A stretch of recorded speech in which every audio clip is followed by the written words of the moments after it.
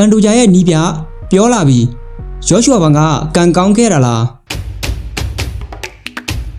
အားလုံးပဲမင်္ဂလာပါSpotlight Channel မှာပြန်လည်ကြိုဆိုလိုက်ပါတယ်မင်းတို့ပဲစဉ်းစားကြည့်ပါဂျော့ရှူဝါဘန်ကတကယ်ပဲအစွမ်းစားနဲ့အနိုင်ယူခဲ့တာလားဒါမှမဟုတ်ဒီနိုင်ဝဲကသူ့အတွက်ကန်ကောင်းမှုတစ်ခုလားပွဲစသရှင်းမှာစက္ကန့်20လောက်ပဲရှိသေးတယ်အဲ့ဒီချိန်မှာအရာအလုံးကပြောင်းလဲသွားခဲ့တယ်ပန်တူဂျာကလက်အစစ်လွယ်သွားတယ်ပွဲကိုတခါတည်းရက်သိမ်းလိုက်ရတယ်ပြီးတော့ဂျော့ရှူဝါဘန်ကခပတ်ရသွားတယ်ဒါပေမဲ့အဲ့ဒီနိုင်ပွဲအပေါ်မှာပန်တူဂျာရဲ့နီးပြပြောလိုက်တဲ့စကားတွေကလူတော်တော်များများမသိသေးတဲ့အမှန်တရားတချို့ပါဝင်နေပါတယ်ဒီနေ့ဗီဒီယိုမှာတော့ပန်တူဂျာရဲ့နီးပြကဂျော့ရှူဝါဘန်ကိုအပြစ်တင်ထားတာလားဒါမှမဟုတ်မတော်တဆမှုတစ်ခုလို့ဝန်ခံထားတာလားဆိုတာကိုတစ်ခုချင်းပြောပြသွားမှာဖြစ်ပါတယ်ပန်တူဂျာနဲ့ဂျော့ရှူဝါဘန်တို့စထိုးတဲ့နေ့ပွဲစားတဲ့အချိန်မှာပန်တူဂျာကတော်တော်ကြည့်ကောင်းခဲ့တယ်လို့နီးပြကပြောရတယ်လှုပ်ရှားမှုအရန်ကောင်းတယ်ယုံကြည်မှုလည်းအပြည့်အဝရှိတယ်အမြင့်ကန်ချက်တစ်ချက်ထွက်သွားတဲ့အချိန်မှာဂျော့ရှူဝါဘန်ကဖမ်းလိုက်တယ်အဲ့ဒီ10စက္ကန့်လေးအတွင်းမှာပဲဟန်ချက်ပြတ်သွားတယ်ပြန်ထောက်တဲ့အချိန်မှာလက်နှစ်ဖက်နဲ့သာထောက်မိမယ်ဆိုပန်တူဂျာဘာမှဖြစ်မှာမဟုတ်ဘူးပြုတ်ကြတဲ့အခါမှာလက်တစ်ဖက်နဲ့ထောက်ပြီးတော့လက်ကအစ်စ်လွယ်သွားခဲ့တယ်နီးပြပြောတာကဒါဒီကဂျော့ရှူဝါဘန်ရည်ရွယ်ပြီးလောက်တာမဟုတ်ပါဘူးသူကဒီနေ့ပွဲကိုအဲ့ဒီလိုမတော်တဆပုံစံမျိုးနဲ့အနိုင်ယူဖို့လဲပြင်ဆင်လာခဲ့တာမဟုတ်ပါဘူးဒါကမထင်မှတ်ထားတဲ့မတော်တဆမှုတစ်ခုလို့ပြောထားပါတယ်အရေးကြီးတဲ့တစ်ချက်ကနီးပြကဂျော့ရှူဝါဘန်ကိုဝေဖန်ပြောဆိုခဲ့ခြင်းမရှိပါဘူးသူပြောတာကဘန်ကအသက်ငယ်တယ်ဒီနိုင်ပွဲကသူ့ရဲ့အိမ်မက်ပဲပန်တူဂျာလဲကျသွားပြီးတော့ဂျော့ရှူဝါဘန်ကရှင်းရှင်းအောင်ပွဲခံခဲ့ပါတယ်ဒါကိုနီးပြက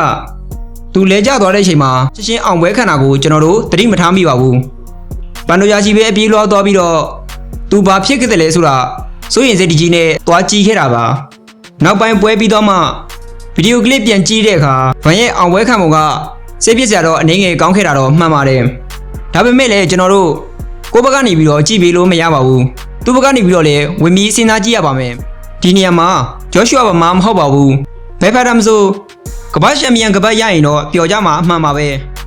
ဒါကိုလည်းသူ့ဘက်ကနေထည့်ပြီးတော့စဉ်းစားပေးရပါမယ်နောက်ပြီးတော့ပန်တူဂျာရဲ့နီးပြကဩကရာကြီးဒီနာဝဲကိုမကျေနပ်တဲ့ကိစ္စတွေကိုပါထည့်ပြောသွားခဲ့ပါတယ်ကျွန်တော်ဒီကိစ္စကိုတော့မကျေနပ်ဘူးပန်တူဂျာရဲ့ဒဏ်ရာရှင်တွေကိုတရားမသိပဲနဲ့ချန်ပီယံစိန်ခေါ်ခွင့်ကိုအရှားတယောက်ကိုပေးမယ်ဆိုပြီးပြောနေတဲ့ကိစ္စပါဒီကိစ္စကိုတော့ကျွန်တော်တော်လေးမကြည်မနှံဖြစ်ရပါတယ်နောက်ပြီးတော့ညီပြကသူ့ရဲ့ဖိုက်တာပန်တူဂျာကိုလည်းအထူးရှိကျူးတော့တာတခုရှိပါတယ်လက်ကအဲ့လိုဖြစ်နေတာတော့ပန်တူဂျာကအေးစေးထပြီးဘာမှမဖြစ်သလိုနေနိုင်တယ်သူ့ရဲ့စိတ်ဓာတ်ကိုလေးစားတယ်လို့ပြောလာပါတယ်ပန်တူဂျာကလည်းချုံသွားခဲ့တယ်ဆိုပေမဲ့ငါအကောင်းဆုံးပြန်လာခဲ့မယ်ဆိုပြီးပြောခဲ့ပါတယ်ဒါကစစ်မှန်တဲ့ချန်ပီယံတယောက်ရဲ့စိတ်ဓာတ်ပဲအခုတော့မေးစရာတစ်ခုပဲကြံမာတော့တယ်ဂျော့ရှူဝါဘန်ကကန်ကောင်းခဲ့တာလားတစ်ဖက်ကကြည့်ရင်ပွဲကဆဆချင်းမတော်တဆအစီအတန်းဖြစ်သွားတယ်ဒါပေမဲ့ပန်တူဂျာရဲ့အမြင့်ကန်ချက်ကိုဖမ်းနိုင်တဲ့ reaction အဲ့ဒီရှိကန်ချက်ကလည်းဂျော့ရှူဝါဘန်ဖြစ်နေလို့မလဲကျခဲ့တာပါတခြားဖိုက်တာဆိုရင်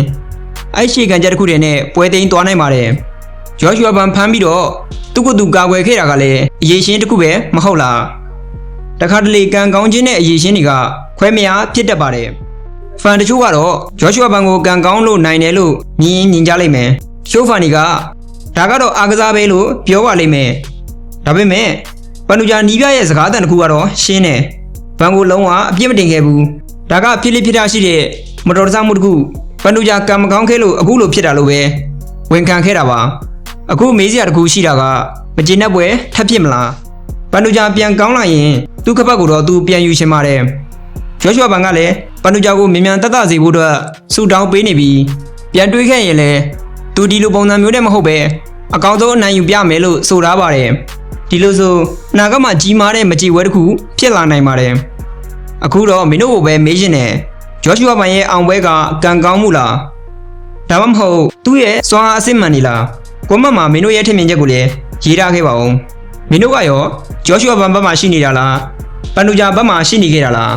ကွန်မန့်မှာရေးသွားလို့ရပါတယ်နောက်ဗီဒီယိုမှာပြန်တွေ့ကြမယ်ဒီဗီဒီယိုလေးကိုကြိုက်နေတတ်တယ်ဆိုရင် like and subscribe နဲ့